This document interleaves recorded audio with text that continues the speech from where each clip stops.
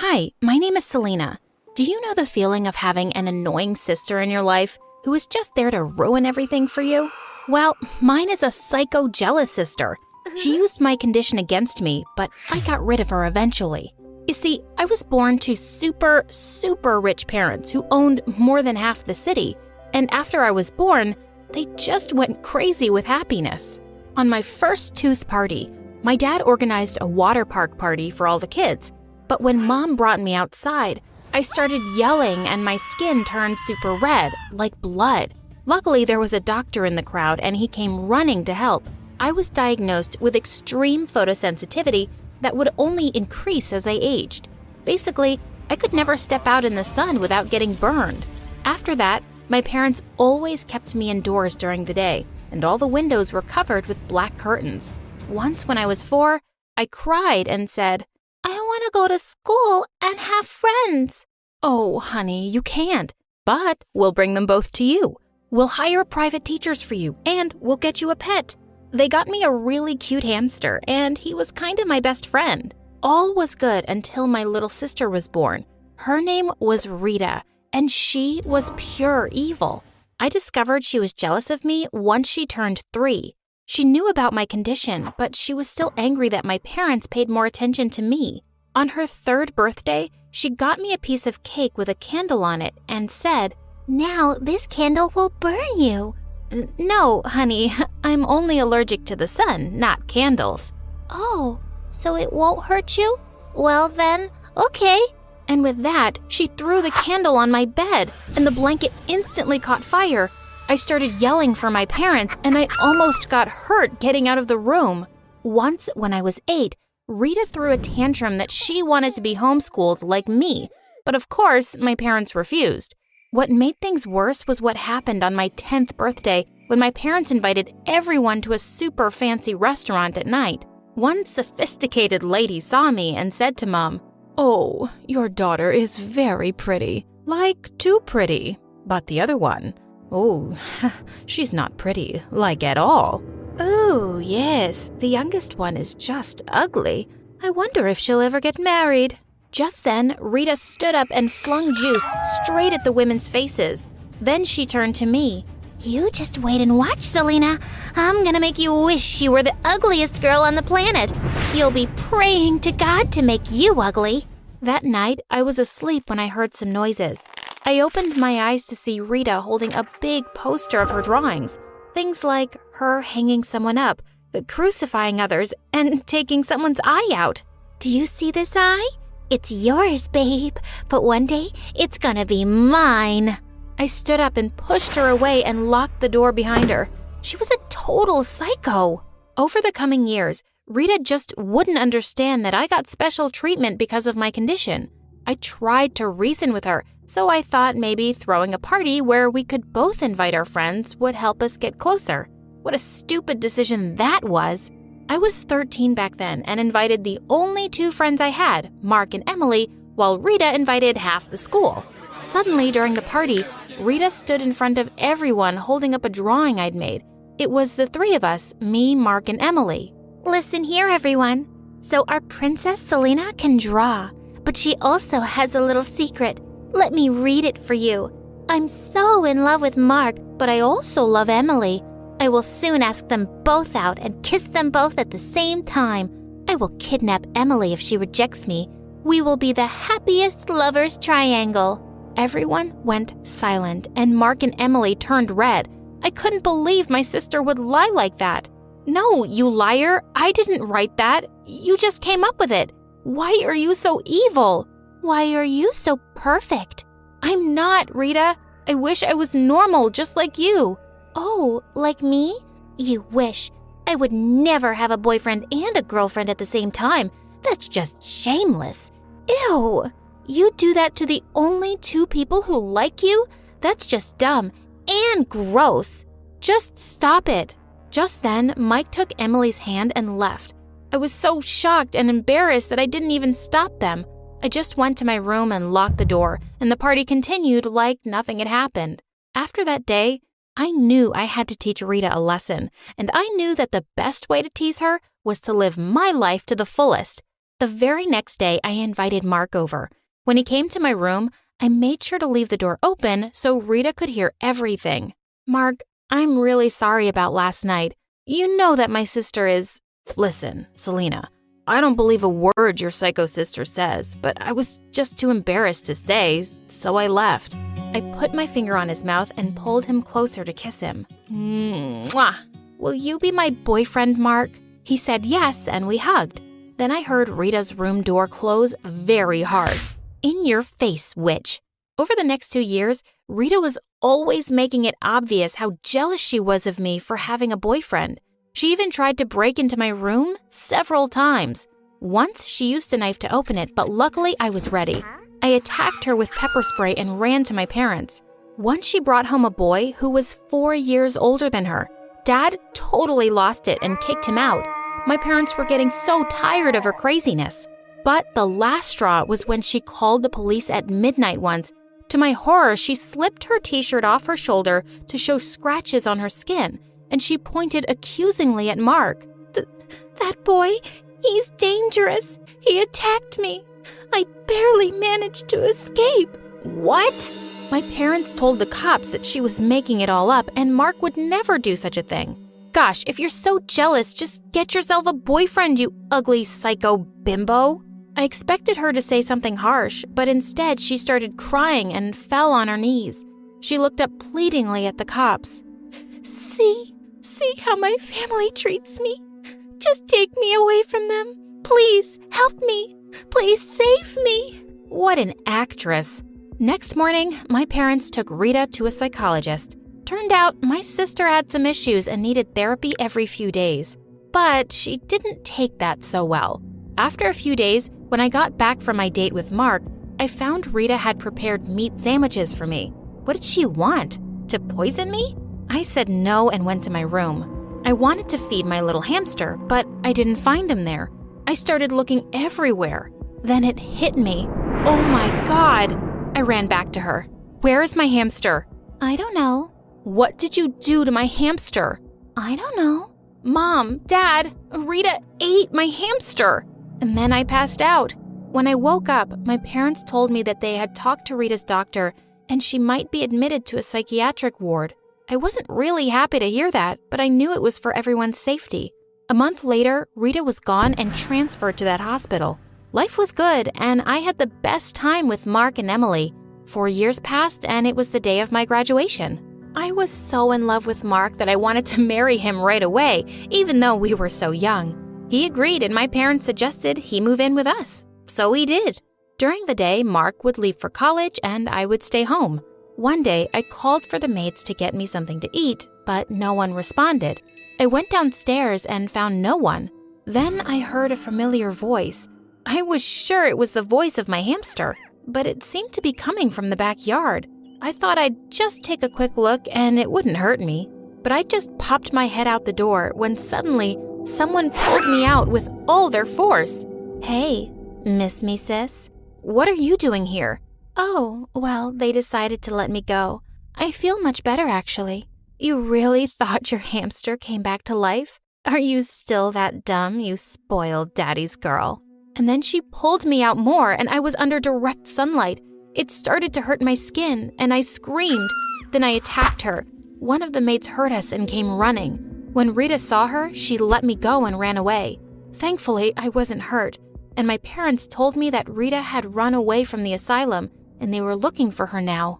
I was sad for how things had turned out in my family, but my sadness was short-lived because I soon found out that I was pregnant, and 9 months later, I gave birth at home to my beautiful daughter, and I named her Sally.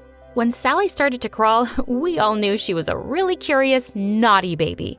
Once, she crawled out the kitchen door and out into the backyard, and she was completely quiet.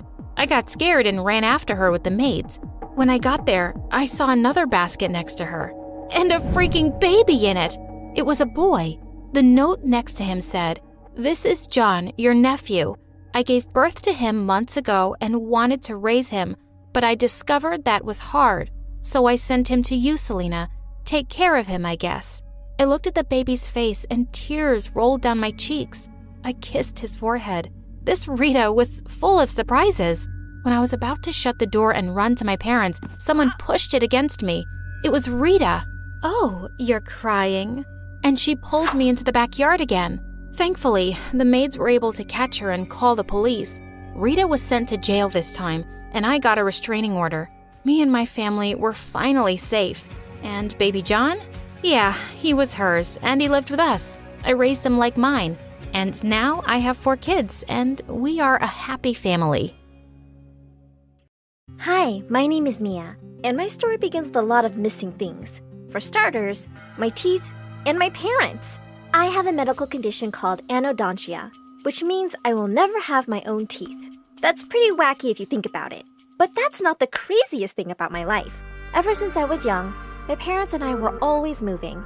At first, I thought it was because they wanted to protect me from the awful people who mocked me. Like one day when I was 5, I was swinging in the park when 2 kids pulled my hair and called me Toothless Granny. I started crying. Mom says I'm cute. She's lying. You dumb gummy bear. Mom flew to my side in a second, and she chased the kids away. The next day, she surprised me with a set of dentures. I was thrilled. We were moving to a new place, and I was starting school soon. Finally, my life was perfect, and no one would ever know my little secret. But a few weeks later, when my parents announced we were moving again, I was not happy. I just made friends at school. I ran outside and tied myself to the tree in our backyard. If you want to take me, you'll have to take the whole tree with you. Of course, Mom untied me in 5 seconds and carried me away. And I realized for the first time that they weren't moving because of me. I drove them crazy asking them the same question for 10 hours. Why do we have to move? Why? Why? I can go on forever. I won't shut up till you tell me. Why? They always said I was too young to understand. For the next few years, we kept moving every 6 months. But when I was in 8th grade, it all finally made sense. We just had moved and I couldn't find my dentures, so I went to look for them in my parents' bedroom. That's when I saw a light flashing from behind the giant painting on the wall. As I moved it, I was shocked by what I saw. A secret room? When I walked in, I saw cool gadgets mounted on the wall and huge monitors everywhere. I opened a folder lying on the table and I stared at it, dumbstruck. It was filled with pictures of my parents, but they had different names. There was only one crazy but reasonable explanation for all this. My mom and dad were spies. That explained everything. I knew I had to keep this a secret, but I couldn't resist taking some gadgets with me. Binoculars, HD cameras, a telescope. I was in geek paradise. The next day, I was sitting on the bleachers when I spotted Robbie, the hunky football captain, walk onto the ground for practice. All the girls were crazy about him, and he knew it. As soon as some giggling cheerleaders gathered to watch, he took his shirt off. Well, I didn't need to get closer when I had high-powered binoculars. As I was busy drooling over his perfect abs, someone nudged me in the ribs. It was Robbie's awful twin sister, Natasha. Ugh, loser. I know my brother looks like a Greek god, but seriously, get a life. And some self-respect. He's never going to look at you with that face of yours. I was watching birds, not... She walked off before I could even finish. Ugh, what a witch.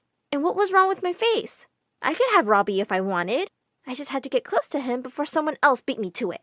But the very next day, I saw something that broke my heart. Robbie was kissing some girl. I was totally crushed. But a few days later, I caught him making out with another girl. How many people was he dating? I decided to spy on him for a little while longer and discovered that Robbie was dating more than half the class. I couldn't believe I had a crush on this 100 timing jerk. But since I was a sucker for justice, it was my duty to tell everyone about this creep. So I sent anonymous messages to everyone he was dating with proof of his cheating. The next day, Robbie was dumped by 15 people at lunch. I can't believe I was dating a jerk like you. Go kiss your own reflection, Robbie. It felt so awesome to help good people and expose the bad ones. And that gave me a brilliant idea. I set up a website where people could reach out to me with their problems, and I'd help them, anonymously of course. With my newfound spying talents, I exposed a bunch of bullies, cheaters, thieves, and gold diggers. And pretty soon, I became a secret hero. Everyone in school was curious about my identity, and I came to be known as the Catcher. As I was going through my long list of requests one day, I was really shocked to see one from Natasha. She said she was secretly dating a new boy and she thought he was cheating on her. She sounded so heartbroken, I just had to help her. The next day, I followed her boyfriend, Jack, to a restaurant, but I suddenly bumped into someone, and when I looked up, he vanished into thin air. Where'd he go? Suddenly, I heard a voice behind me. Who are you and why are you following me? Also, you're not very good at it. I stared at him stupidly for a few seconds. Wow, this boy was gorgeous up close and smart. Okay, you caught me. Your girlfriend asked me to follow you. You're lying, because I don't have a girlfriend. What? Aren't you dating Natasha? No way. She keeps asking me out, but I'm not interested. Natasha was such a liar. I texted her and told her I wasn't doing the job for her. My dad is a cop, you know. I can find your identity in seconds. Whatever. I wasn't going to fall for her stupid bluff. The next day when I entered school, I saw something all over the walls that made my heart stop. They were pictures of me with my dentures off, with toothless freak written on them. Someone took them while I was cleaning my dentures at the washroom after lunch. And there were more posters of me with my camera and binoculars and the caption, Mia, the ugly creep who's been spying on us. The people I spied on were glaring at me. The people who I spied for were pretending I didn't exist. And the others were laughing at my pictures. And then came the devil Natasha. How's the payback, jerk? You humiliated my brother, remember? No, your brother did that to himself. He deserved it. I think you framed him because you couldn't have him, you toothless witch. I think you did all this because you can't have Jack. And you know what? I'd rather be toothless than be an awful person like you. At least I can fix my problem by wearing dentures. But you can't buy a nice personality or a good heart. She stared at me in shock. And just as she was about to attack me, someone suddenly stepped in. It was Jack. I can't believe you stooped so low, Natasha. Take these posters off, or I'm filing a complaint against you to the principal for bullying. And with that, he took my hand and started walking away. As I looked back at Natasha, I could see her face turning every shade of purple. After that, Jack and I started hanging out more often, and I could talk to him about anything, even my condition. Then Jack asked me out. Of course I said yes. I also decided to shut down my website. I made a public announcement during lunch. Guys, my spying days are over. You all should learn to deal with your lives yourselves.